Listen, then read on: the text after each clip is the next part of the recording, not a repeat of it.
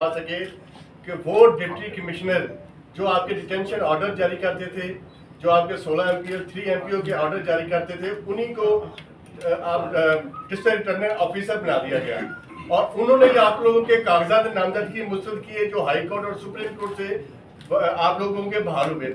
उन्हीं लोगों के पास वो वोट की पर्चियां थी, तो क्या वो जिन्होंने इतना कुछ किया वो अमीन हो सकते हैं?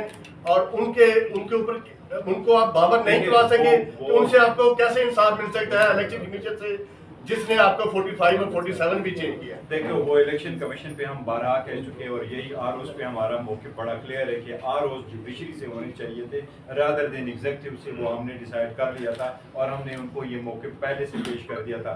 हमारा किसी आरओ पे कोई भी एतमाद नहीं था। अभी काउंटिंग वाले प्रोसेस को भी आपको कहा, हम बहुत अभी मैंने जिक्र भी आपको कर लिया कि ये एक जो लोधरा वाली सीट है विद इन 4 आवर्स उन्होंने ये लाखों वोट कहे कि हमने काउंट कर दिए और टॉप पे लगा के 14,000 वोट 1,34,000 से कम करके 1,20,000 पे ले और कहते हैं जी दूसरा कैंडिडेट हुआ है और इलेक्शन कमीशन सोता रहा। इसलिए इलेक्शन कमीशन हम 12 कह चुके हैं, हमारा इलेक्शन कमीशन पे कोई एतमाद नहीं है। हमने पाकिस्तान तहरीक इंसाफ के भी आपसे, खान साहब के भी आपसे इनके खिलाफ रेफरेंसेस भी फाइल करेंगे, तो उस पर हमारा कोई इमरान खान साहब जेल में और बाहर के मुल्क में इन्वेस्ट करने से कासर हैं और जिससे मुल्क का नुकसान और आम आदमी महंगाई में पिस रहा है, इससे आप थोड़ा सा क्या कहेंगे? आवाम सुनना चाहिए। देखो, आवाम के बारे में हम यही कह रहे हैं कि हमने कहा है कि हुकूमत फेल हो चुकी है, हुकूमत डिलीवर नहीं कर सकती, ये हुकूमत अपने केसेस खत्म कराने में लगी हुई है, आवाम को कोई रिलीफ नहीं दे सकती।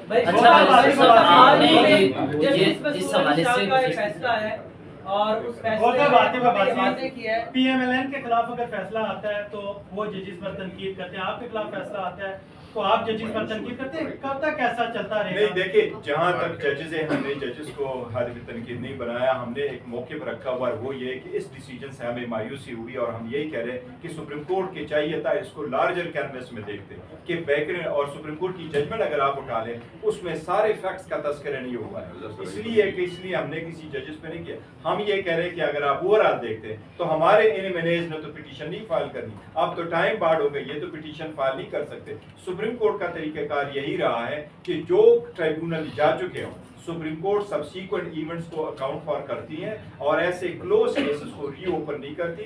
डायरेक्शन दे दी थी ट्राइब्यूनल को कि रिकाउंटिंग का पहले फैसला आप कर।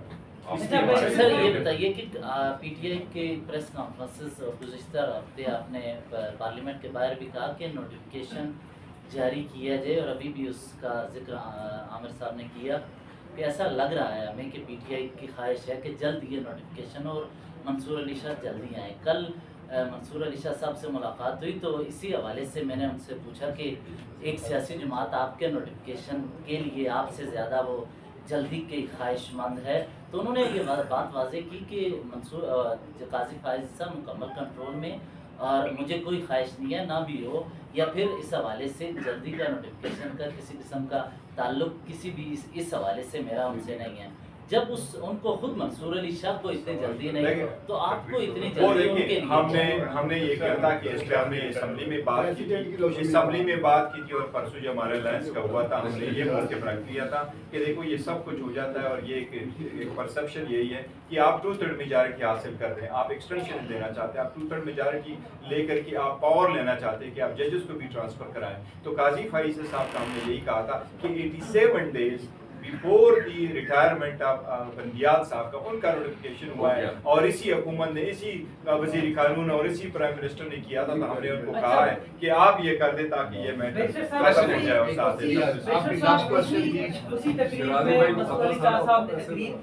और उन्होंने कहा कि जो फैसला सुप्रीम कोर्ट का है उसके ऊपर हर सूरत अमल दरामद होना चाहिए और अगर नहीं होता तो उसके लिए फिर हमें कोई और कानून बनाना चाहिए, फिर उसको देख लेंगे।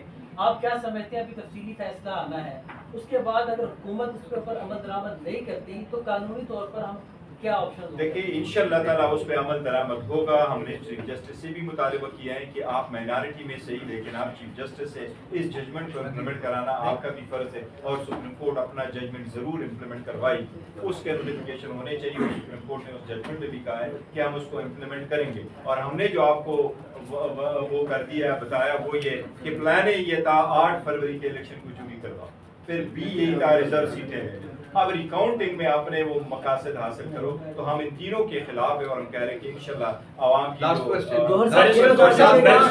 फरमाइएगा। आपने एक्सटेंशन की बात की तो इस पे जरा रोशनी डालिएगा। एक तो अगर किसी को एक्सटेंशन मिलती है तो वो हुकूमत किन बुनियादों पे देगी, और आपने अभी इंसाफ का तज़किरा किया कि फैसले मन गढ़ंत हो रहे हैं। अगर बिलफर्ज किसी को एक्सटेंशन मिल जाती है तो इंसाफ को कहाँ खड़ा देखते हैं अगले दौर में? देखिए सुप्रीम कोर्ट की जो जजमेंट्स है वो किसी भी तरीके से ये इख्तियार पार्लियामान को भी बन हासिल नहीं है कि वो जो basic structure of the constitution है जिसमें इंडिपेंडेंस ऑफ द जुडिशरी है वो चेंज हो। ये इंडिपेंडेंस ऑफ जुडिशरी पे बड़ा असर करता है अगर आप जजेस को एक्सटेंशन दे दें और उसकी जो मुद्दत मुलाजमत है उसमें आप तफसील करो। पहले दिन से ये वाज़ेह है कि जज साहिबान सुप्रीम कोर्ट के 65 पे ही रिटायर होते हैं। हम इसके खिलाफ है कि आप एक्सटेंशन ना दे।